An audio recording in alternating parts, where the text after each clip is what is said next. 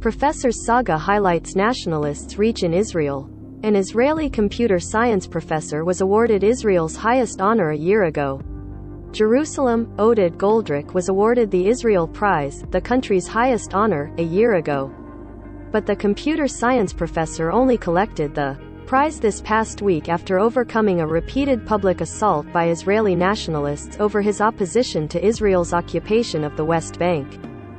The year-long saga has shined a light on attempts by nationalist forces in Israel to impose their narrative on mainstream Israeli life and to stifle opposing.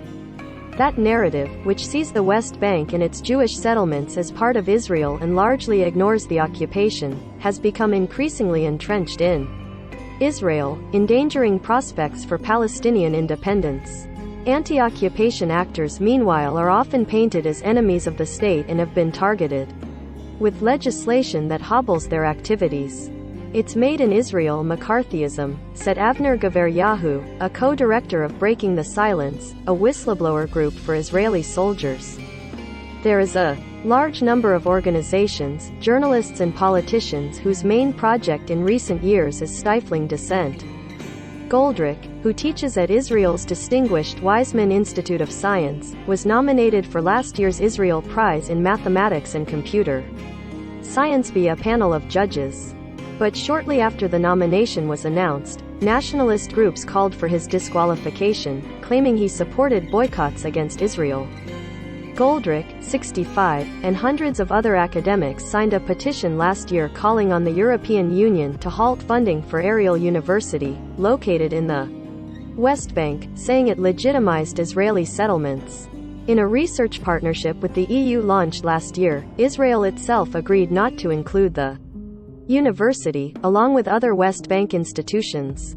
The outcry prompted the country's then education minister to refuse to approve the nomination, saying Goldrick may have violated a 2011 anti-boycott law, and sparked a year-long legal battle that ended last month when the Supreme Court decided the current education minister, who had also denied Goldrick the prize, must grant it. A person who calls for a boycott on an Israeli academic institution is not worthy of an official prize from the State of Israel, be his achievements what they may. Education Minister Yifat Shasha Bitton, from the nationalist New Hope Party, tweeted after the ruling. The prize is granted each year to leaders in the arts, sciences and other fields and is awarded at a lavish celebration on Israel's Independence Day. After missing last year's ceremony, Goldrick said he chose to receive his award at a low-key event at the country's education ministry instead, saying he dislikes formal state occasions. Shasha Bitton declined to attend the event, though she ended up contracting the coronavirus and would have missed it in any case. Israel captured the West Bank, the Gaza Strip and East Jerusalem in the 1967 Mideast War and established Jewish settlements there.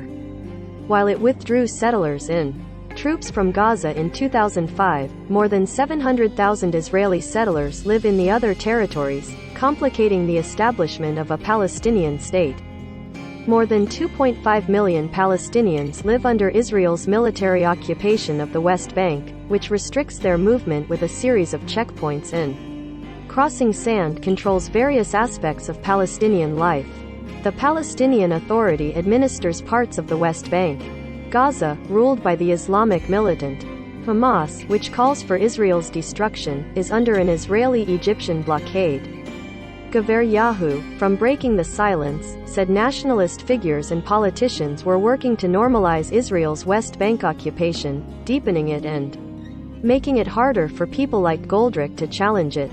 The right, which is turning into more fundamentalist and anti-liberal than in the past, has an interest to delegitimize the left and to turn it into a scapegoat, and the current saga is just part of a process that has intensified over the last decade, Goldrick wrote to the Associated Press in an email. "What's amazing is the denial of the facts that residents of the occupied territory are being oppressed," he said.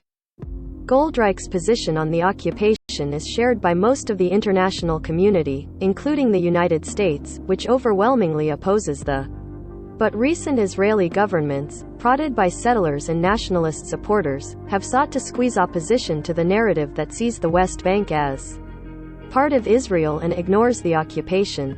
They have created legislation that prevents anti-occupation groups such as breaking the silence from lecturing in schools and forces those who receive funding from foreign governments to report that income. Many right-wing groups receive funding from private donors overseas, and therefore are spared the current Israeli government, composed of 8 ideologically diverse parties, has agreed to set aside the issue of Palestinian statehood, although it is confronting the side effects of the occupation with a current spate of deadly Israeli-Palestinian violence. Still, the government is largely dominated by right-wing parties that support the settlements, including Prime Minister Naftali Bennett's Yamina.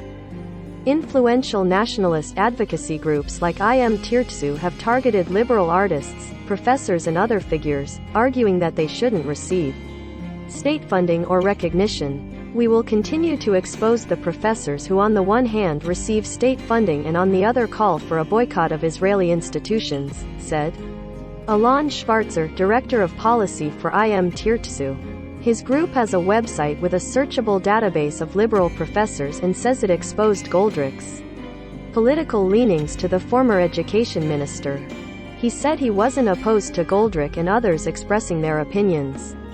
But he said Israel couldn't let its own citizens get away with boycotting Israeli institutions at a time when it faces an international, Palestinian-led movement calling for artists, international corporations and other bodies to boycott Israel. Goldrich says he does not support the boycott movement against Israel. In what felt like a parting shot, Goldrich announced that he was donating his prize money, about $23,000, to a number of advocacy groups, including some that opposed the occupation, such as Breaking the Silence. Shasha Bitton said the move was more proof that he was unworthy of the prize. I regret nothing, Goldrich wrote in an essay last week in the Daily Haaretz.